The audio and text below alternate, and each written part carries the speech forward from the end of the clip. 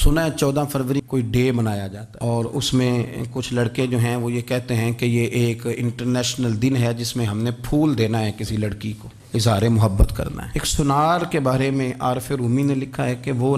اس نے بے اولاد تھا تو اس نے ایک بچہ لے کے پال لیا، تو بچہ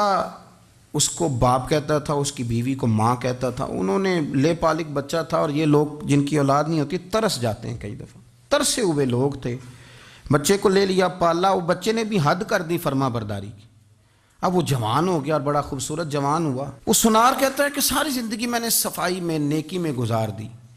ایک دن دکان کے پہ ایک عورت آئی تو وہ کہنے لگی یہ چوڑیاں مجھے خود سے آپ پہنا دیں۔ وہ کہتا ہے میں نے جب اس کا ہاتھ پکڑا تو میرے دل میں غلط خیال آ گیا، میں نے غلط نظریے سے اس کا ہاتھ پکڑا، اور جب میں نے اس کا وہ ہاتھ اس نظریے سے پکڑ لیا، تھام لیا، بہرحال وہ چلی گئی، لیکن وہ میرے ذہن کے اندر ناپاکی آ گئی۔ تو میں گھر گیا تو میری بیوی باہر کھڑی تھی اور رو رہی تھی، تڑپ رہی تھی۔ میں نے اسے کہا کیا ہوا؟ تو وہ کہنے لگی کہ بچہ ساری زندگی فرما بردار رہا، میں نے ماں بن کے پالا،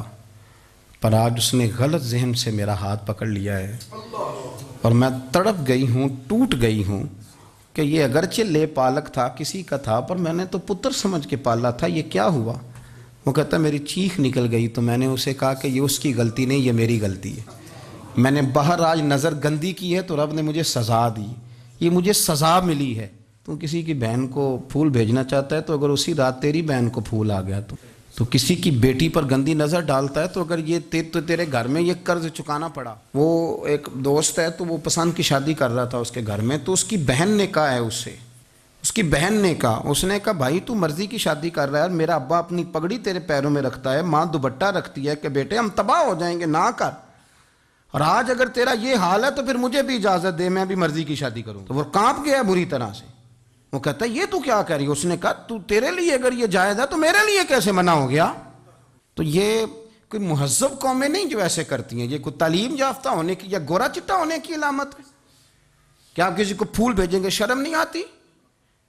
مہذب قوم اور شریف لوگ کون ہوتے ہیں؟ میرے نبی کریم علیہ السلام نے فرمایا الحیاء من الایمان، حیا تو ایمان کا حصہ ہے، اگر تیری نظر زیادہ جھکی ہوئی ہے تو زیادہ حیا والا ہے، اس لیے یہ کوئی گند مند کسی جگہ بھی کسی شخص کو کرنے کی اجازت نہیں، ورنہ یاد رکھیں اس لیے کہ جب آپ کے گھر میں بہو بیٹیاں ہیں، بہنیں ہیں،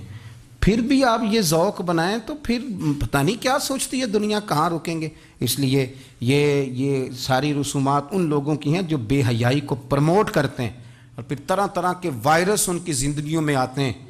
پھر ان کی لاشوں سے تعفن نکلتا ہے، تعفن، اور پھر یہ حال ہوتا ہے کہ وہ دفنانے کے نہیں جلائے جانے کے قابل ہو۔ اللہ سے ڈرے،